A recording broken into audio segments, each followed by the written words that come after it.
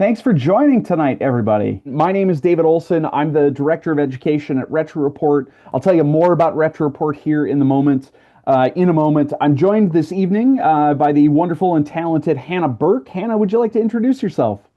Sure. Thank you so much for having us. My name is Hannah, and I'm coming to you from the Pulitzer Center, and I'm excited to share with you a little bit more about what we do and how we collaborate with incredible organizations like Retro Report and with educators across the country. Fantastic. We're also joined tonight by Scott Michaels, who is an amazing producer and filmmaker at Retro Report. You'll hear more from him after you see an example of his work. We're also joined by very soon to be junior in high school, Colin Kim, who is one of the Fighting Words Poetry Contest winner from 2025, who's going to share with you some of his work. So we have some great things in store for you this evening. So with that, quick intro. I know, seeing the folks in the crowd, plenty of people who are familiar with Retro Report, but also some new faces. I know this is one of the great things about working with an organization like the Pulitzer Center. I think we both are doing a good job of bringing some new folks to the table here to expose to the other organization. So if you are unfamiliar with Retro Report, what we do. We are a nonprofit, nonpartisan journalism organization. Our goal and our focus is to tell stories primarily through short form documentary films. You'll see a great example tonight looking at the anniversary, very recent anniversary of the use of the atomic bomb in Hiroshima and Nagasaki in Japan 80 years ago last week. But then we have, a ton of other resources and films where what we try to do is find ways to connect the past and the present. As someone who was a long time social studies teacher, middle school, high school, some higher ed in there as well, one of the things I really thought was important in my classroom was to help people find those links, help students understand that the past and history is not just past. It's very much important to how we understand the present. And so what we try to do at Retro Report is follow up on stories from history and explain here's how they're still relevant to us today. Sometimes we go in the reverse order and we look at here's this thing happening in the news, a current event, and figure out what's the history and backstory we need to know to understand it. But really finding a way to link the past and the present is what we're passionate about doing. In total, you'll find over 300 films in our library, all of which entirely free, available on our website. And then, like we have with the film we're featuring tonight, we have ready-to-use classroom resources, lessons, student activities, a growing collection of interactive resources, things like that. So you can sort of plug and play to use these resources, films and lessons right away in your classroom.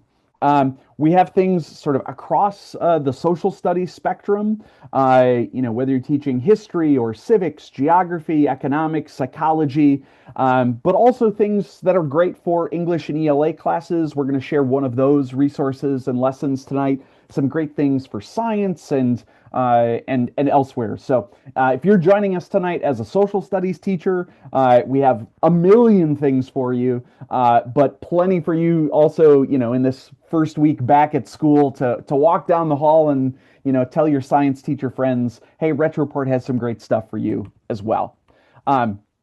So hopefully what will sort of shine through with the example that we're going to show you here tonight is the way we try to go about telling our stories really is to start with interviews and first-person history. One of the things I'm going to ask Scott about tonight after we see an example of his work is how did you find these people? Like, how did you hone in on the story that you wanted to tell?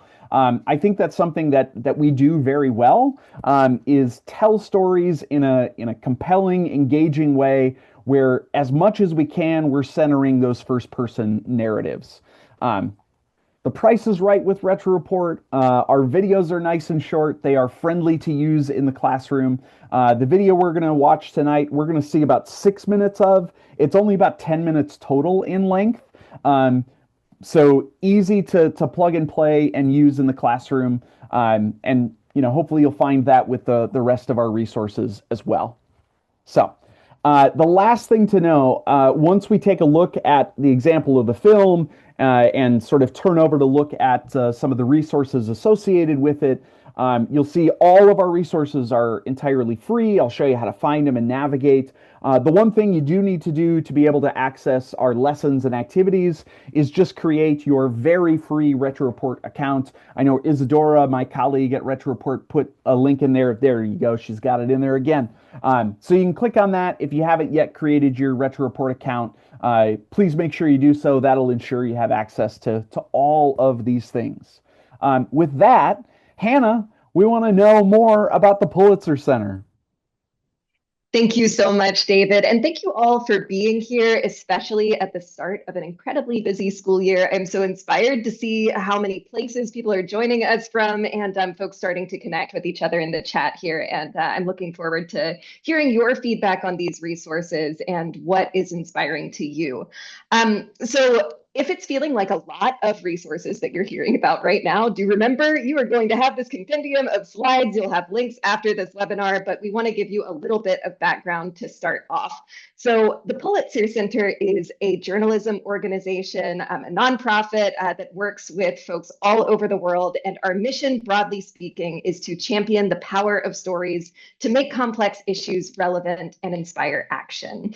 And we do that with a belief, if you can click our next click on this slide here. We do that with the belief that people and communities who are actively engaging with systemic challenges will be able to find solutions together. But to do that, we know that it has to be a particular approach to and intentionality around the kinds of stories that we're supporting. So that's why we're so excited to partner with organizations like Retro Report that are invested in adding context, deeply reporting these stories and thinking about what do we want to understand about what's happening in our world beyond the breaking news headlines of the day. So we're interested in those root causes, the long-term consequences, and the legacies of the issues that affect us all. And you can see some of the issue areas that we focus on in our reporting with outlets around the world in this slide here. We also know that in addition to the reporting itself, to make sure that that these stories are able to equip us to take action and to feel more empowered as learners, that we need to be able to think about how to engage in those more deeply. So on our next slide here, you'll see a little bit of the framing around why we do as much education and outreach work as we do. There's a lot of research out there that tells us that students are interested and optimistic about news. It can be a really empowering thing that can help them to feel knowledgeable. It can help them to feel prepared to engage in their communities, and that it can help them to form opinions and feel a little bit more actively involved with the issues that they care about. But there are also very real obstacles to staying informed. And these are things that students have reported, but I wonder if they're things that some of us might be able to relate to as well. Students are often finding that reporting that the news that they're watching gives them difficult emotions to process. They might feel sadness, anger, they might feel fear about the kinds of stories that they're seeing in the news. They might also think that while the news could be an empowering tool, the media might not be showing the kinds of stories that are most interesting or relevant to them. It might not be representing their age groups or their communities well, and it's difficult to follow a lot of the time.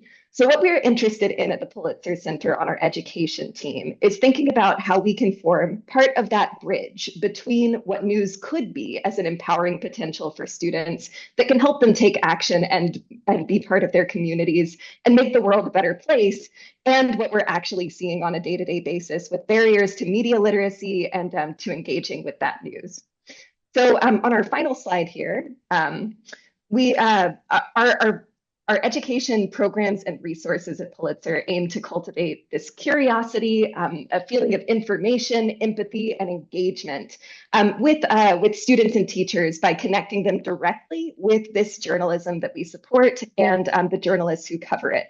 So I'll be sharing a little bit more today in our webinar about different specific resources like virtual journalist visits, lesson plans developed by our team at the Pulitzer Center and by our network of educators, and student contests that folks like Colin have won in the past.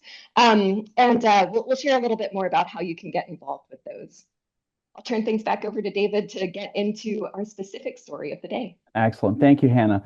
And one thing I want to point out, somebody had an excellent comment in the chat that, those numbers we saw about people's attitude towards the news and young people's attitude towards the news was from a 2017 study. And yes, somebody said, I'm not sure this has improved in the 8 years since that study was done. And this is something I think we hear often from teachers, is that following the news feels overwhelming. Trying to figure out how to explain things that are happening in the world and connections to history can be difficult, overwhelming, hard to figure out ways to present honest perspectives, multiple perspectives. So my hope is that, for all of you who've joined us tonight, you can find some resources from Retro Report and from the Pulitzer Center that might help make that process a little easier to go through. So the film we're going to watch a chunk of tonight is this one. It's entitled "What Japan's Atom Bomb Survivors Have Taught Us About the Dangers of Nuclear War." We released this film a couple months ago. I know some teachers who've already used it in their classroom and had excellent things to say about it. We're going to watch a chunk of it this evening and then show you some of the resources, and then we'll have a conversation with Scott, the filmmaker here. Everybody should understand the devastation of an atomic bomb. It's not like an ordinary bomb. ただ過去の話ではなかったんですよ。今も世界中が核のリスクにさらされています。自分たちの世界が原爆が使われたら、ただ自分たちの体のこと、命のことだけでなくて、みんな地球がダメになる。それを分かっていただきたいという。次の世代にもその次の世代にもそれをつなげていきたいというふうに思っております。On the morning of August 6, 1945, 4 years after the Japanese attacked Pearl Harbor, driving the U.S. to enter World War II, an American B-29 bomber carrying an atomic bomb flew over Hiroshima, Japan, a city of about 250,000 people. 8月6日はお天気がとてもいい日でした。月曜日の朝でした。お母さんに行ってきますって家を出ました。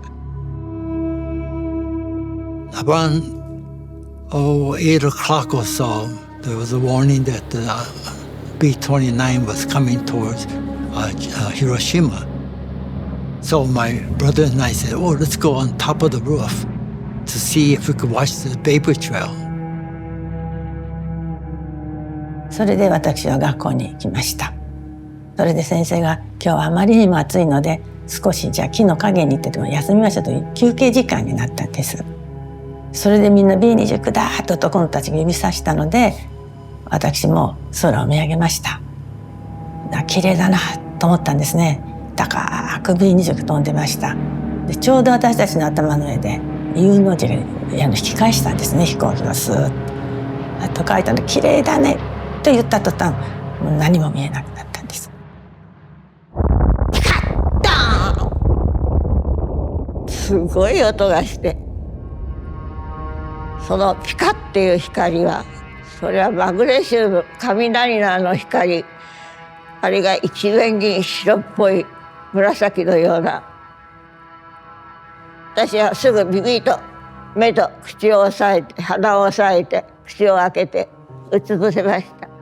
やられた死んださよならって言いました。一瞬でした。 At the moment of the blast, Michiko Hattori was at a military hospital where she had recently started training to be a nurse. 早く防空壕に入んなさいって言われて誘導されました。体中触ってみました。奇跡ってあるんですね。私は何でもなかったんですよね。I was knocked out instantaneously. When I came to, the bathhouse had fallen on me, and things are beginning to burn. The bomb was like nothing ever seen before. A fireball as hot as the surface of the sun that leveled most of the city and killed at least 70,000 people. It burned shadows into the ground and melted survivors' skin. We saw this massive people slowly walking like a parade of zombies with skins kind of dripping from their bodies. There were already a number of people on the roadside begging for water. And I recall some people saying, don't give them water because if you give them water, they will die. 私のところに軍医部だっていうことを知ってますので、私たちのところに逃れてきます。その逃れた人たちを見たときに私は幽霊みたいな怖くてとてもだって16歳ですもの。もうとてもじゃないけどそういうもうお化けのようにして手をぶら下げてこう来るんですよね。助けてください。どうにかしてください。しかしどう尽くしていいのか尽くす術がないんです。薬がなければ水はない。どうしようもないんです。ただ漠然と。3 days later, the U.S. dropped a second bomb on Nagasaki, and 6 days after that, Japan announced its surrender, leading to the end of World War II. In the weeks that followed, the survivors began to develop a mysterious sickness, which they would later learn was caused by radiation released by the bomb. During that period, the radiation sickness set in. We had lost most of our hair. Hair started to fall out. その頃自分も下痢をして嘔吐して辛い思いをしました。It's estimated that more than 100,000 people would eventually die from the after effects of the bomb, and many more would develop long-term illnesses associated with radiation exposure. My grandfather, he contracted he got throat cancer, and he died 2 years after the bombing. Survivors, known as hibakusha, were shunned. 放射能は移るんだという、そのためにいろんなことを諦めなかった。諦めざるを得なかった。結婚も就職も。So, stopped it there. I wanted to make sure, as I shared that excerpt, that we got to the sort of aftermath and at least mentioned the hibakusha, because that plays a role in one of the lessons I'll share here. In a minute, we'll hear from Scott Michaels, the producer of the film, and if you have questions sort of right away for Scott, feel free to share them in the chat. I'll try to get to some, and he may see some that spark his interest as well. But one of the things here, I'll show you how to find this resource and the classroom resources that go with it. If you're at retroreport.org, this is our homepage here. It actually is our feature film, since it's very timely with the anniversary being last week. If you scroll right down, you can learn more or register for the webinar that you're already at. But the way to find sort of all of our films and classroom resources, the easiest way, up here at the top where it says Explore by Subject, that will bring you to sort of the full library of all of our resources. And so these films here are listed essentially in order of most recent release. We actually have a new release coming up this Thursday, so make sure you check your education newsletter Monday morning to see what that is and see the new lesson and video. But here, if I scroll down, again, this one is a pretty recent release for us. If I click here or on any of the films, it'll bring you to the film page, the video page here. A couple things of note. Number one, this one, obviously given, this one I think half of it's captioned automatically anyway, since our interview subjects, most of them are speaking Japanese. But there, even for the English translations, I've got the captions on. We upload our own, it's called SRT or caption file to YouTube. So I know when I talk to teachers, if you've ever tried to use YouTube auto caption, it's really not helpful. So you don't have to worry about that with Retro Report. We have our correct caption file that you can turn on. The other thing here is we provide full transcripts of all of our films. We just did this update to our website, so we made it easier to find. It sort of slides in from the side here, and you can go. It'll show you some of the text on screen where we're seeing the people, the interview subjects, including, how old they were when the bombs were dropped. And then one of the other things that we do is we like to cite our sources. So when we use archival footage, we're going to tell you sort of when and where that archival footage is from to give you some more context there. So you can either print it from here, get the link to a separate page, if that's something you want to have your students use or share.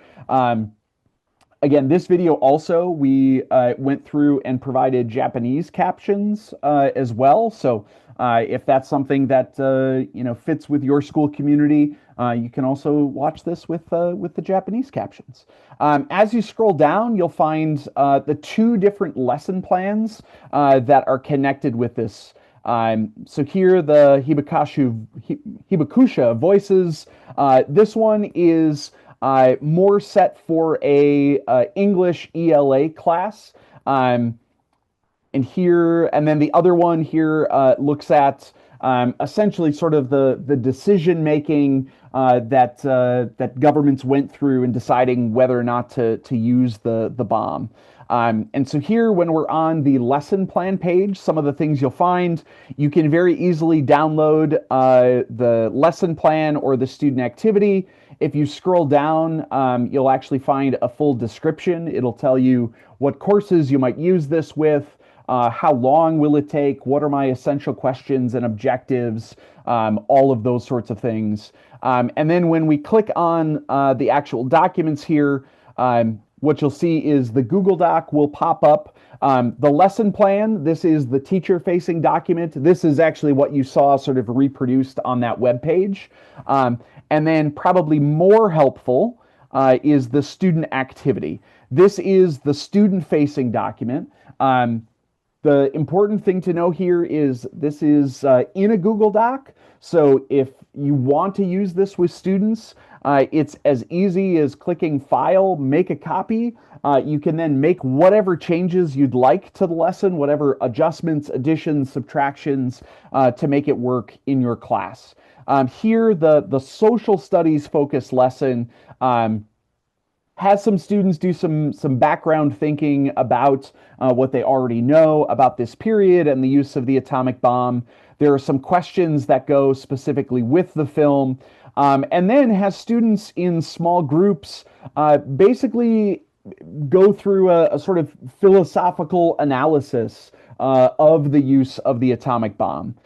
So having students analyze from three different perspectives, or between their groups, a utilitarian perspective, a deontological perspective, or what we refer to, or others refer to as historical responsibility, to figure out, was this an ethical action to choose to drop the bomb during World War II? So again, there's two full lessons and activities that go with this. One that's more geared towards a history course, one that's more geared towards an English ELA course. Yes, if you teach an ethics course or something that doesn't fit neatly into the history or English courses, there's plenty of things there. And like I said, because these are adaptable, editable, once you make your own copy, it's easy for you to make those adjustments and tailor it to be used with your students as well. So here, again, the history lesson has students look at the historical significance, analyze, philosophically, ethically, what are the implications. The English ELA activity is more centered on what we can learn from survivor testimonies, and then it has students go through the process of developing an empathy map to sort of get some of those ideas out of what are they hearing from survivors and what are they feeling themselves after watching that film. So we'll talk, and I know we have a sort of shared document between us and the Pulitzer Center where we have a whole bunch of different resources. If you're looking for more resources sort of in the, hey, I would use this in teaching about World War II, we have some other great resources, including a film and lesson about the Double V campaign, so sort of early civil rights movement and how that impacts U.S. involvement in the war.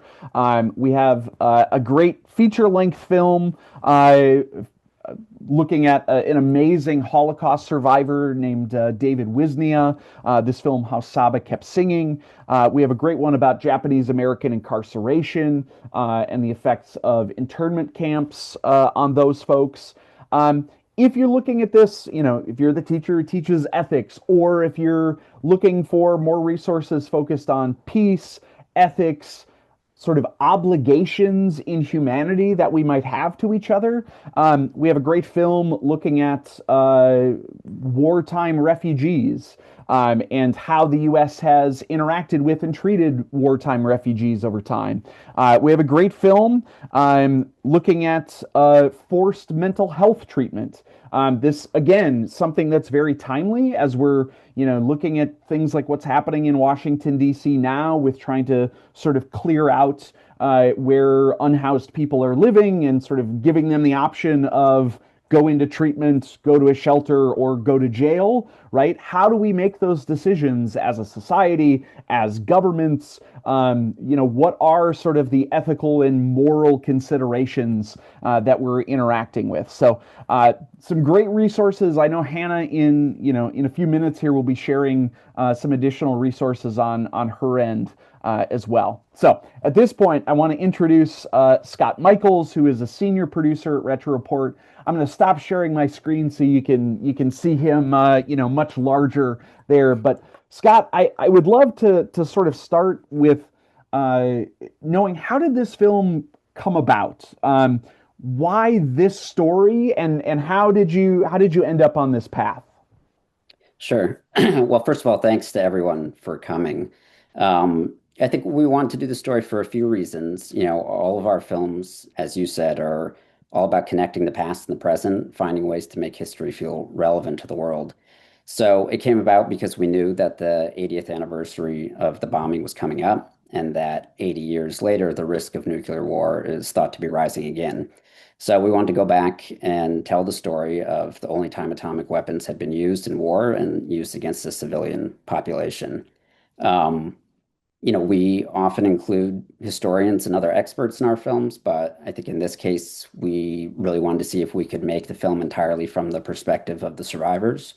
In part, that's just because I thought their personal stories were frankly the most compelling piece of the story of the bomb. We always try to have direct participants in historical events, and we're looking for ways, to have viewers form an emotional connection to the story we're telling. We thought that grounding it in their experiences seemed like a way to do that could then be used as a jumping off point to talk about the ethical questions about the bomb. I guess the last thing I would mention is, obviously the survivors are getting older. The oldest person we interviewed is 96.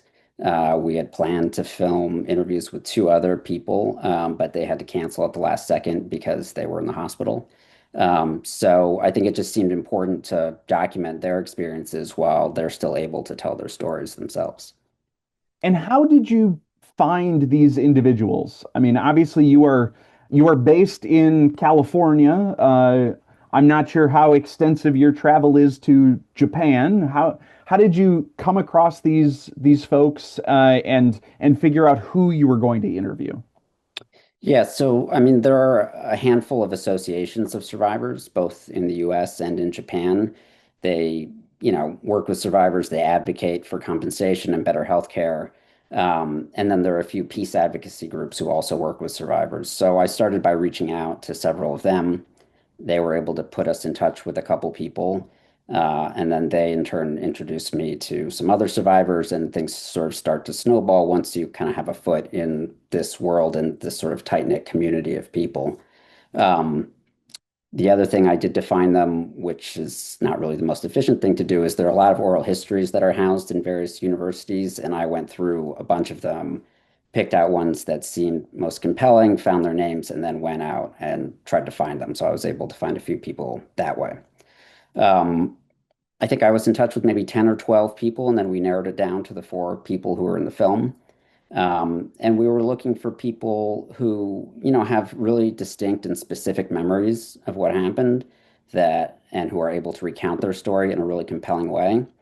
And for people who could help us tell the full arc of the story that we wanted to tell. So, we knew that part of our story would be about the advocacy of survivors against the use of nuclear weapons.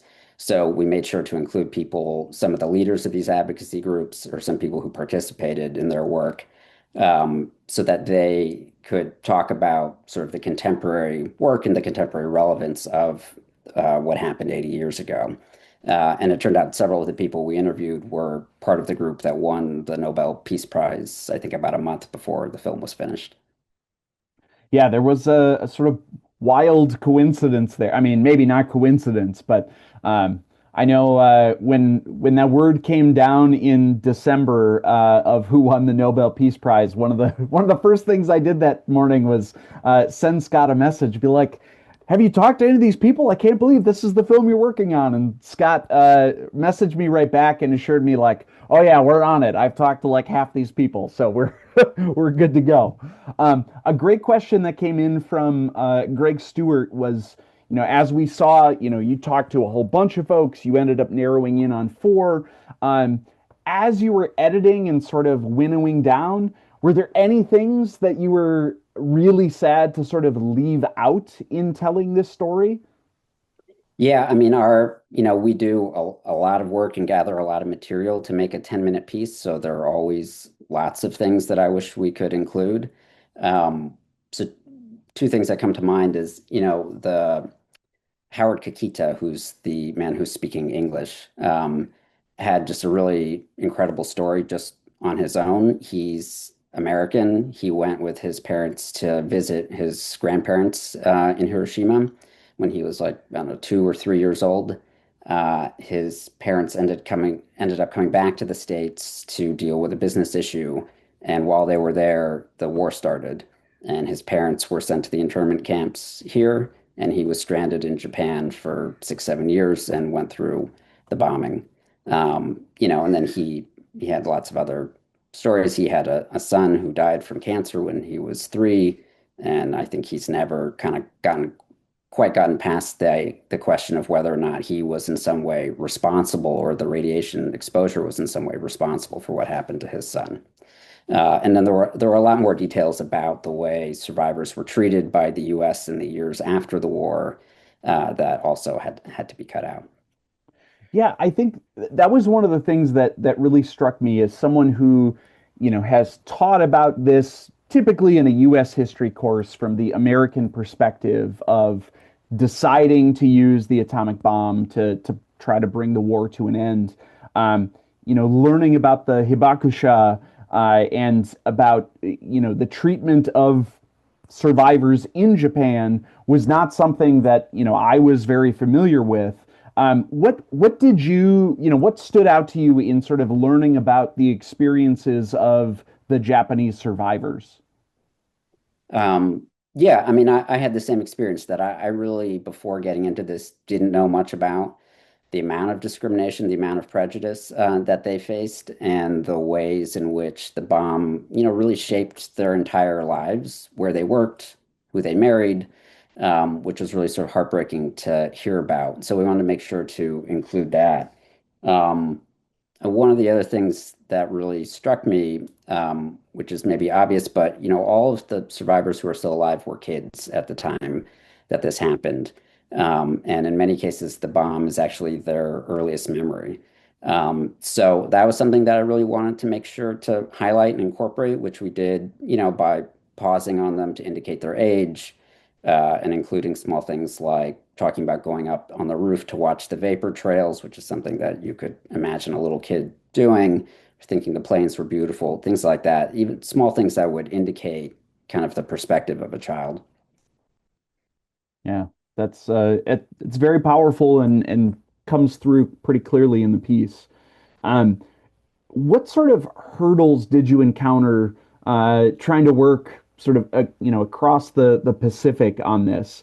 Obviously a number of your interview subjects were still in Japan. A lot of the archival and sort of research material is based in Japan. How does a journalist even go about sort of starting to do this, working thousands of miles away from their subject matter? Yeah, I mean, obviously, it is a challenge. So we found a bilingual production crew that was based in Tokyo that could help us sort out some of the logistics. Like we had to find places to film the interviews. You need to get permissions, all the sorts of things like that. Um, I for stories like this try to speak with people, ideally meet them in person before we ever turn on a camera to start building relationships and making them feel comfortable talking about something as traumatic as this. So that was obviously a big challenge to do from a few thousand miles away. I had a lot of email correspondence. I set up some Zooms with a friend of a friend who speaks Japanese fluently to have her help translate, and started to sort of lay the groundwork that way. The production, I thought, it went surprisingly smoothly, given how far away everything was. And then, we have a great archival researcher on staff at Retro Report. So she and I spent, at least a month, probably more on and off, going back and forth with archives in the US and in Japan. And we had to send a lot of them, luckily enough, are kind of relatively well organized and you could do a lot of it over the phone or over email. And then we did have to go to one of the archives to actually go through some of their photographs. One of the things that really stood out to me archival wise, we saw, in the last chunk of that segment that we watched, um, a lot of the use of drawings. Can you tell me more about what those are, where you found them, how you found them? And that, I mean, obviously was a stylistic choice, I'm guessing, as opposed to, just photographs and images. Tell me more about that archival. Sure. Yeah, so those drawings and paintings were all done by survivors. There's a collection at the Hiroshima Peace Museum that we got access to. The first one, I don't know if you can remember, but the first one that you see in the film was made by Michiko Hattori, who we interviewed. She's the woman who was training to be a nurse. And it's her depiction of the scene that she's describing in the film of having the survivors come to her hospital. Um, I mean, as soon as I saw them, I thought we would at least try to use them. There's something, and in fact, almost everyone who I've talked to about this talks about these drawings. There's something about it that really sticks out to them.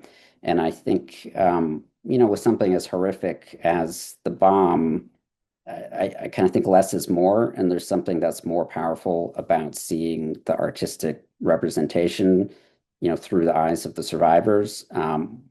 It's more powerful to see that than it is, I think, to see another photo of a dead body or a destroyed building.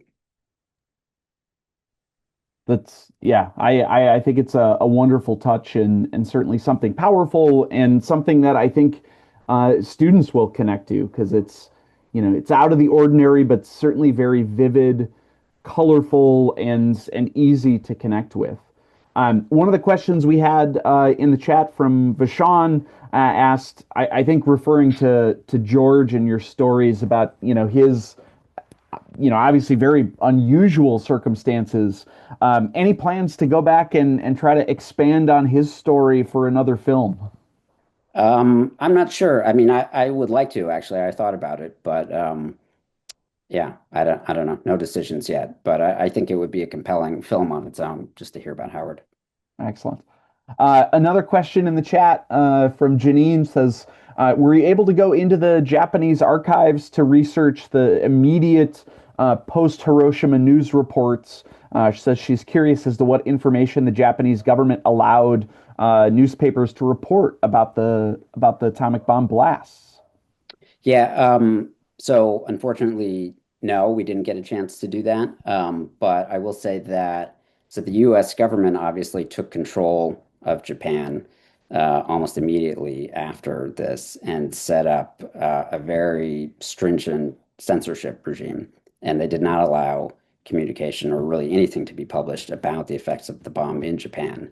And they confiscated photos and documentary material.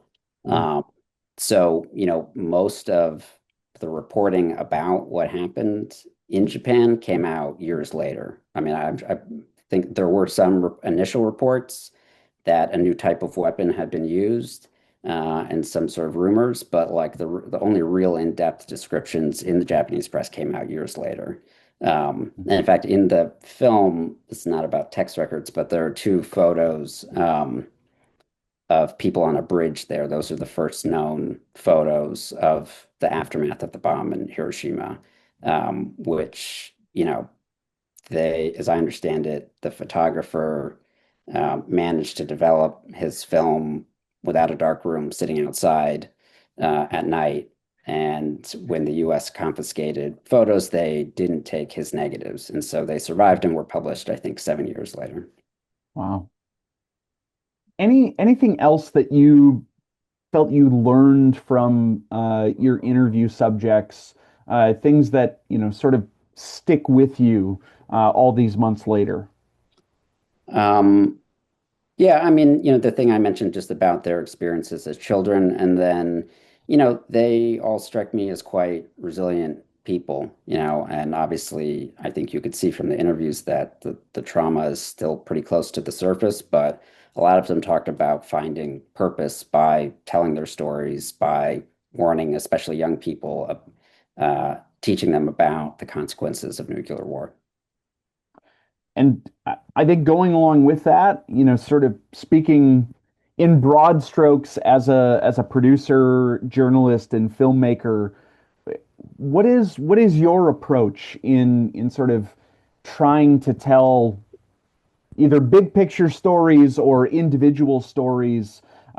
It seems like there's, I hope you haven't experienced obviously the same trauma, but the same sort of thing of trying to find and tell stories. What is it that sort of drives you and propels you as a filmmaker and storyteller? Now, I know it's a very long-winded question. well, I mean, I think the thing about journalism generally is that if you're a curious person, it allows you the opportunity to go out and explore whatever you're interested in, and to ask people questions that you wouldn't feel comfortable asking them in normal situations, and having people return your phone calls and be willing to talk to you. So that's sort of like a broader answer to your question. I think I like in this, this is an example, taking a giant story like that and finding a very specific person, character, one element of it that can serve as a microcosm for the whole thing. Sure. Excellent. There's one other question in the chat. I'm seeing asking if you were able to view any of the Maruki panels. Not something I'm familiar with. Was that something you came across during your research? Yeah, no, I mean, I've heard about them. I didn't go and see them, but Excellent. Well, Scott, thank you so much. If folks have other questions or think of other questions along the way, I'll try to pester Scott later on via email or Slack to ask him some more things. But thank you very much for joining us. Thank you for your excellent work in creating and telling this story.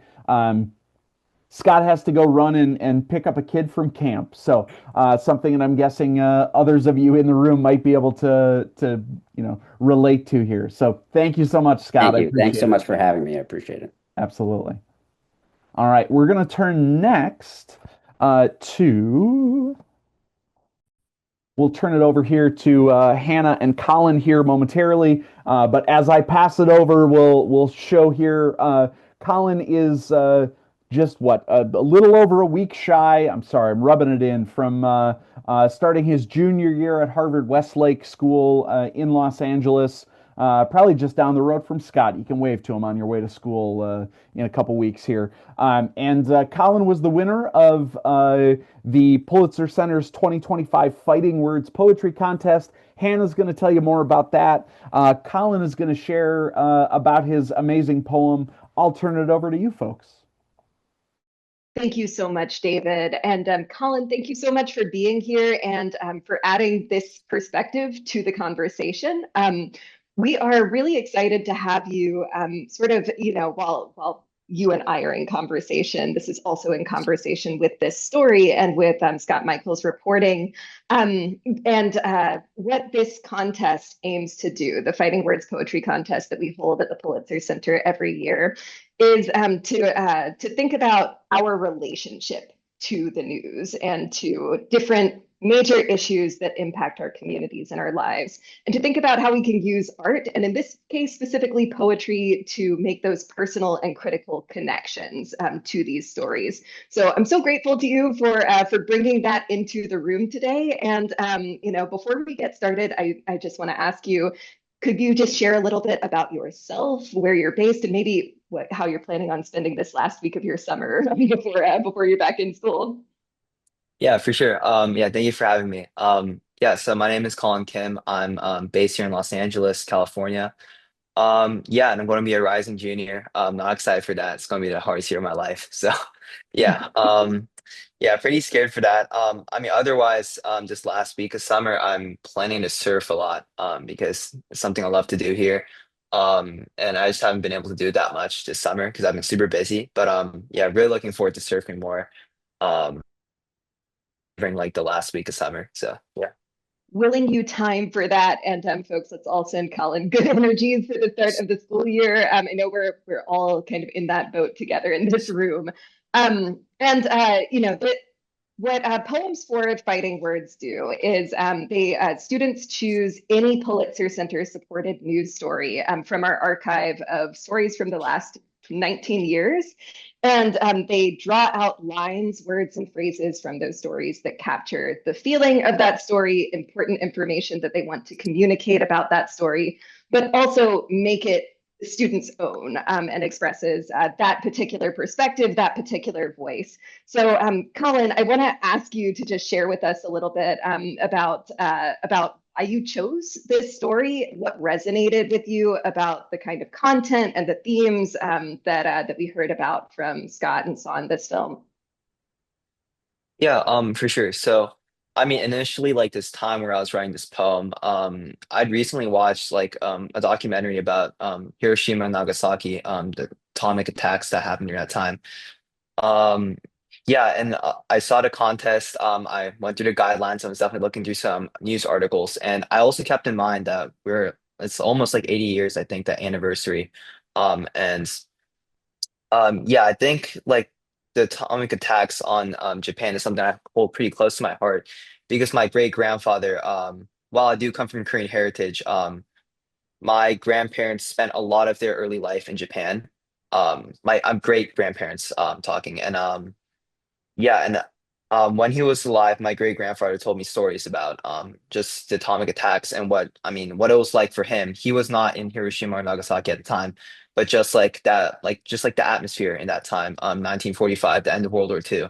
And although he's no longer with our family, I kind of wanted to expand just my knowledge in that field of just like the atomic attacks. And I think it's something that we don't talk about. Like we do talk about it in history class at school, but I think it should be emphasized a little more now in like such a time that like nuclear weapons have become like so normalized and is actually like these times right now it's pretty scary because I mean you never know what can happen. So I just thought it was a pretty timely piece to choose. Yeah, so I read the article and I watched the video, both of which like really resonated with me, and that's what really inspired me to write the piece. I'll also say my poem was a contrapuntal. It's like the first time I tried that style of piece. It's essentially it's just like two poems side by side. You can read it horizontally and vertically. Um, yeah, so that was the first time I was doing it, and I thought this piece, I mean this article and this story would align really well with the contrapuntal as well. And yeah, that's a lot about my process of coming up with this piece. Yeah. Thank you so much for sharing that with us, Colin. And I think all of the best of the entries that we get to this contest, and we get a couple thousand every year that we're really lucky and grateful to read through at the Pulitzer Center. All of the best ones are rooted in some kind of like personal connection and investment in these stories, whether that's like an extension of empathy or personal experience with these. So thank you for like bringing forward that piece of why it matters for these to draw on personal stories of survivors as well, whether those are coming from the journalism itself or from your personal experience. So folks, I'm going to invite Colin to begin reading in just a moment. And while he does, I also want to encourage teachers in the room to think about lines, words, and phrases that are standing out to you, things about this poem that are really elevating this story, helping you to connect with it, and to share those in the chat as we go, as part of sharing that appreciation and like active listening to this reading. So Colin, is it okay with you if I share your poem on the screen while you read so that folks can follow Yeah, for along sure. with this form? Okay, awesome. So you can see the contrapuntal form here that Colin's talking about. And Colin, I will turn things over to you now. Yeah, I'll read vertically first if that's fine. And I know it's going to take a while because I have to do it both ways. Is there any way you'd like me to read it? Just read it both ways? Colin, whatever you prefer, please. Okay, for sure. Okay. Um, the morning begins like any other. Across the ocean, men sing. Words flutter like cicadas, homework unfinished. They finalize calculations, fueled planes. Michiko, 16, straightens her Fuku collar. They set military objectives.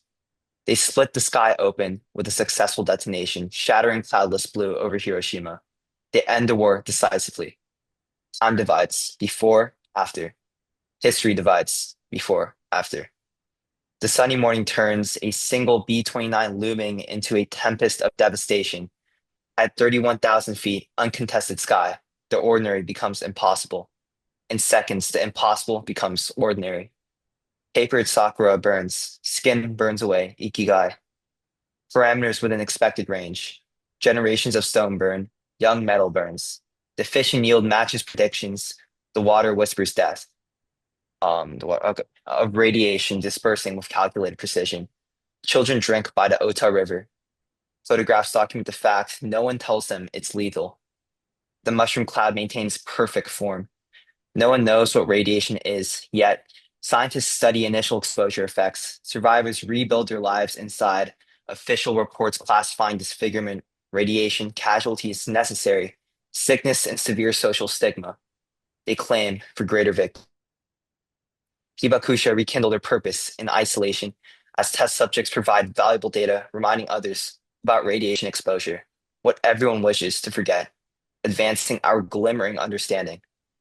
The bomb's long-term effects, military intelligence analyzed, not acknowledged by long-term strategic advantages, but by the authorities for years, by nuclear weapons in development. The survivors form associations. The engineers improve designs. The survivors document every death. The missile replaced bombers. The survivors preserve every testimony. The warheads multiply in silos.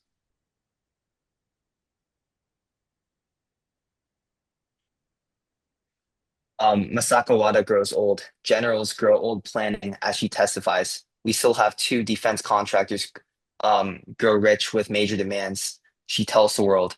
Next generation weapons multiplying. Abolition and acknowledgement. Deterrence and advancement. Twin impossibilities they pursue. Twin necessities they pursue. through 7 decades of silence, through 7 decades of tension. The survivors gather at memorials while officials gather at briefings, dwindling in number every year, increasing in urgency each year. Time claims what bombs did not. Time reveals what war conceals. There may come a day, there will come a day, where no one is left, when everyone alive has forgotten to tell the stories firsthand. Memory becomes an archive. Strategy becomes doctrine. Archive becomes history. Doctrine becomes inevitable. History becomes another story. The inevitable becomes another story. 12,000 suns waiting in storage around the world stand ready to erase powerful cities, each more powerful than one erasing Hiroshima, destroying Hiroshima. The past and future, and the future and past face each other, mirror each other, across a vanishing present, in perfect, terrible symmetry. Mhm.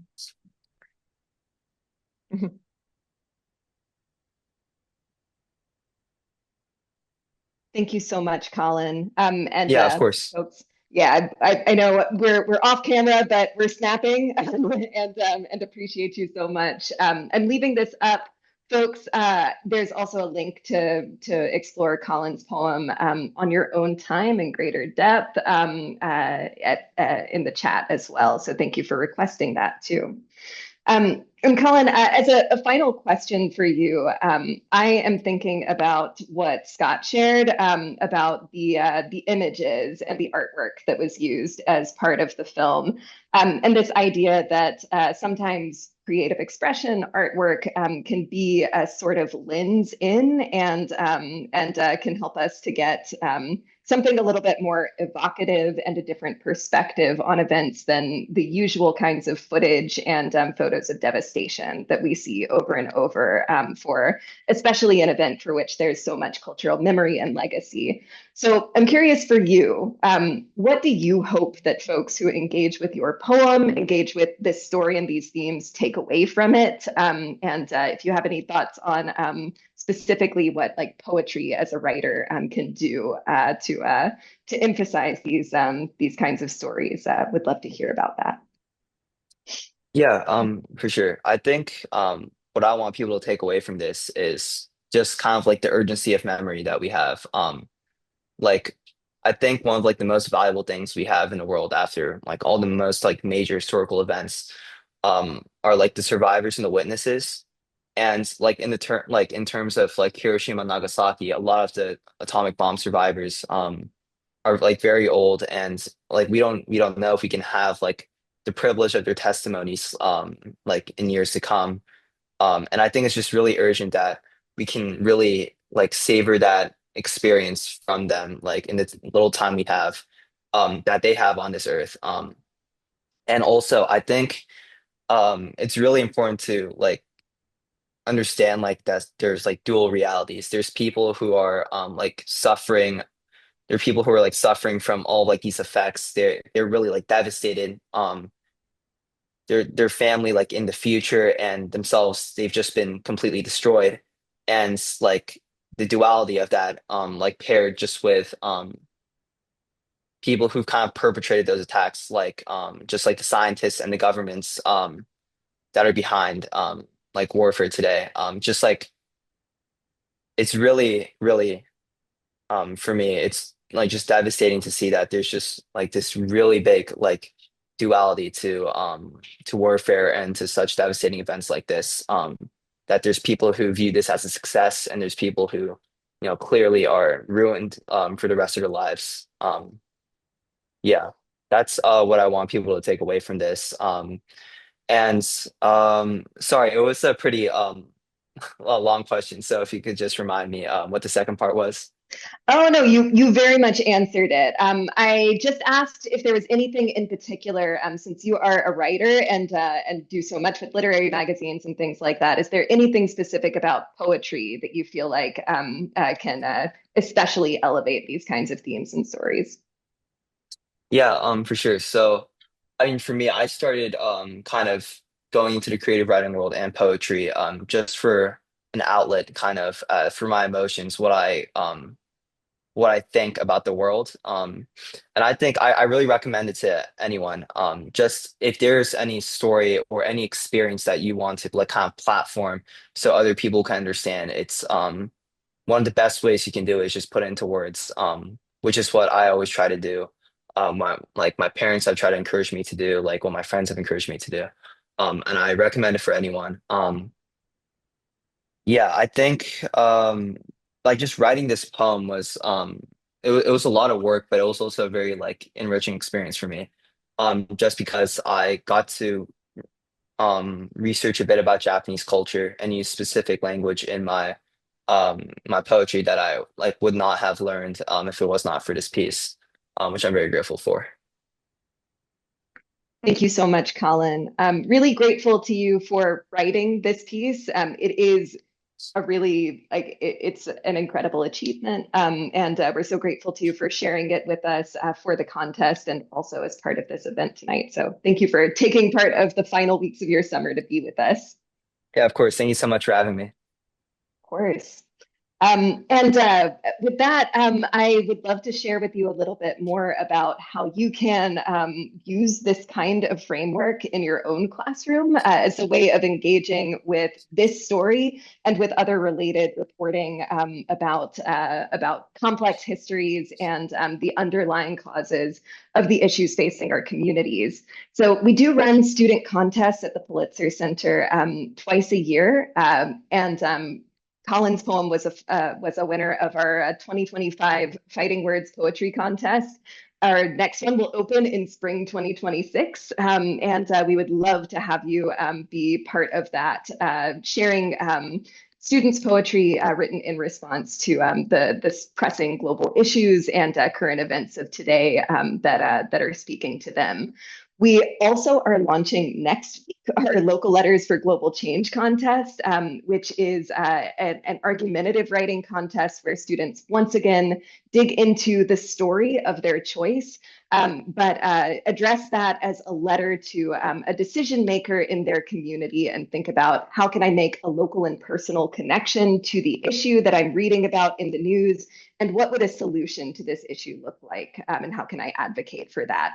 So we would love to read your students' responses to those and share them out, and encourage you to take a look at Colin's poem and other amazing examples of students around the world who have submitted to those contests in the past.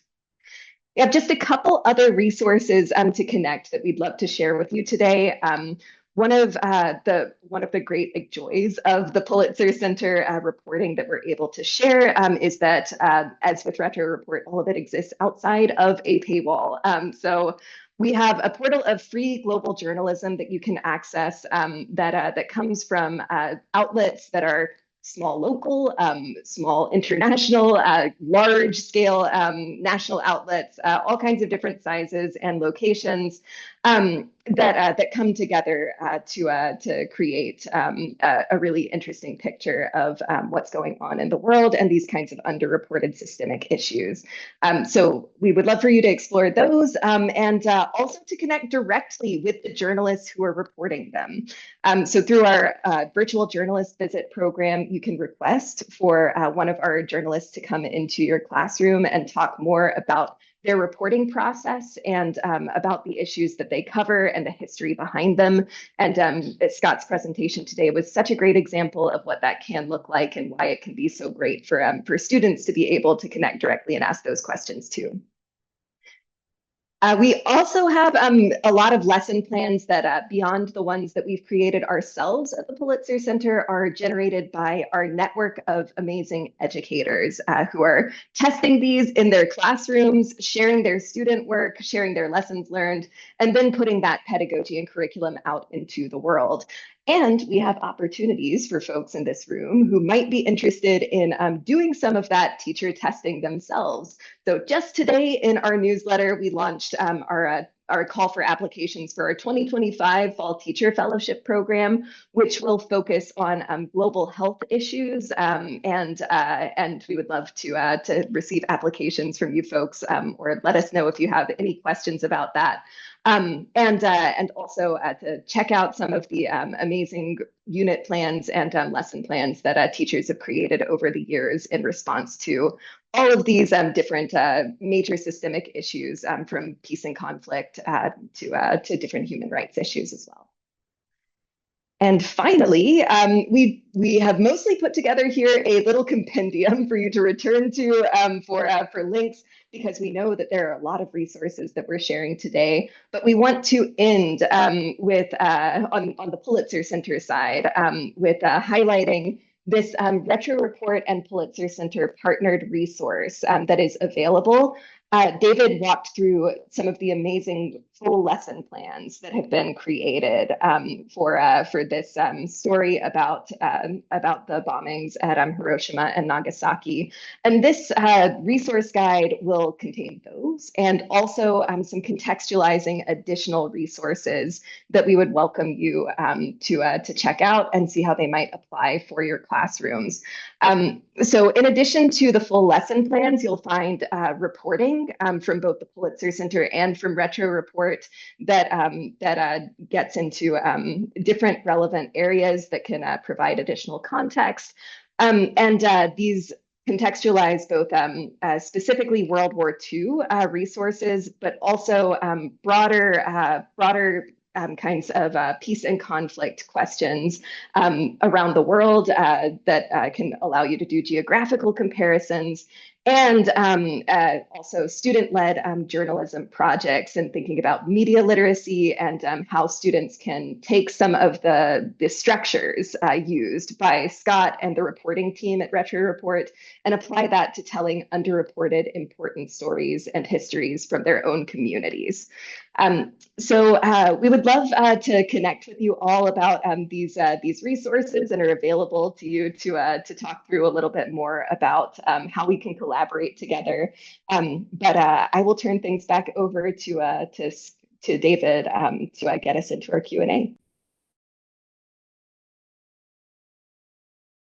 There we go. Just had to get my thing to show up to turn my audio on. We're going to put a question for you in the chat, a prompt here as I stop sharing. I'm also going to make it so if folks want to unmute themselves to ask a question of Hannah or I, or if Colin's still around here, about some of the resources you saw, about other offerings and things like that from Retro Report or from the Pulitzer Center. But one of the questions we have for you as you sort of think about this, on your way out in the last couple minutes here, is what is something that you learned today that either you didn't know before, or something you think that others ought to know? I know in talking over things with the Pulitzer Center, this is one of their sort of go-to questions of, what is it that you want to take away from what we've done for the last 70 minutes and the things that you've learned about. So I'd love for you to ruminate on that question. If you have other questions for Hannah or I, please, you can raise your hand, you can unmute yourself, you can put it in the chat. I do see a question from Eileen. Says teacher fellowship, not quite up on the website, but in your email. Tell us more, Hannah. Yes, thank you so much, Eileen, and thank you for going straight to the website there. I will double check while we're talking to make sure that everything looks live, but while it might not have been this morning, it should be up by now. So I'm going to send you a direct link in the chat, and let me know if that one works for you. Fantastic. And I know, we have a room full of top-notch educators. A number of you who have joined us are Retro Report advisors, ambassadors. Some of you made your way here through the Pulitzer Center. Both of these organizations, really make it a priority to work with teachers, to listen to teachers, and to, really lean on the valuable input from educators in creating the resources that we do, and in figuring out, what we need to create next. I'm seeing some great things in the chat here. The importance of poetry, learning about the experiences of the survivors and the discrimination that they faced.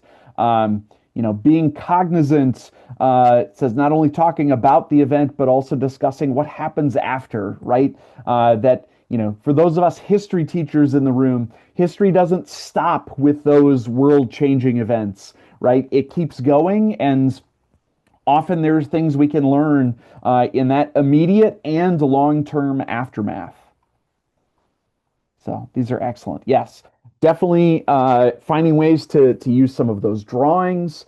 I think one of the things I'm going to check in with Scott to see if we can find some of those and maybe create a primary source pack or something like that to go along with them, because I think they definitely would have some use in the classroom. Any other questions that folks have either for Hannah or I before we wrap up this evening? Oh, Tanya, very good question. So, virtual visits for college students. I know that Retro Report, we certainly will. We do have a place on our website to sort of request a visit. We have done visits with college courses as well, both journalism courses to talk about our process as journalists, but also history courses or psychology courses where it's connected to the content as well. Hannah, is that opportunity available for post-secondary folks too? The Pulitzer Center's virtual journalist visit program that can be requested through a specific form on our website is specifically for K-12 educators, but we do have a lot of different kinds of programming for colleges and universities. So would definitely encourage you to check out a page that I'll put into the chat for that, and to reach out to us if you're interested in doing more around journalism at your campus. Excellent. I know Lois asked if we have any graphic novel recommendations on this subject.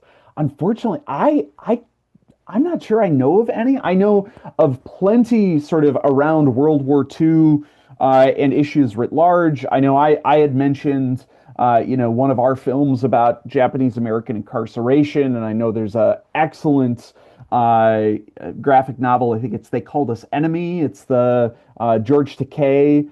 His sort of personal history. I would have to look to see if there are any. Looks like Janine put one in. I saw it. Maybe I don't know if that's a graphic novel or not, but yeah, that would be marvelous to know. Okay, Janine says yes, it is. There you go. You got the thumbs up. Excellent. All right. So as we wrap up, because we are at time, and I know you are either like just in the beginning of back to school or just hanging on to the last throes of summer. So I don't want to keep you any longer than we need to. But I'm going to follow up with an email with all of these resources. We've shared the link to the survey in the chat. I will include that in the email as well. That's also the place if you want a certificate of attendance, you can request one there. This meeting has been recorded. We are going to process that and put it up on YouTube and our website, hopefully here by the end of the week. So you can look for that from Retro Report as well. So thank you so much for joining, everyone. I hope you leave here with some things that you can put to use in your classroom, along with some of personal learning along the way. So, Colin, thank you very much for your amazing poetry and insight. Hannah, thank you so much for sharing the fine work of the Pulitzer Center. Any parting words for us, Hannah? Our thanks to you, David, and to Scott. We're really grateful to be part of this, and also want to thank you all for crowdsourcing some of these amazing resources. So just wishing you all the best energies in your back to school season, and thank you for thinking about how we can take underreported issues and histories into the classroom and prioritize those as part of the start of our school years. So looking forward to hearing what you do with this work and what the impact looks like in your classrooms. Awesome. Thanks so much, everybody. Have a wonderful night.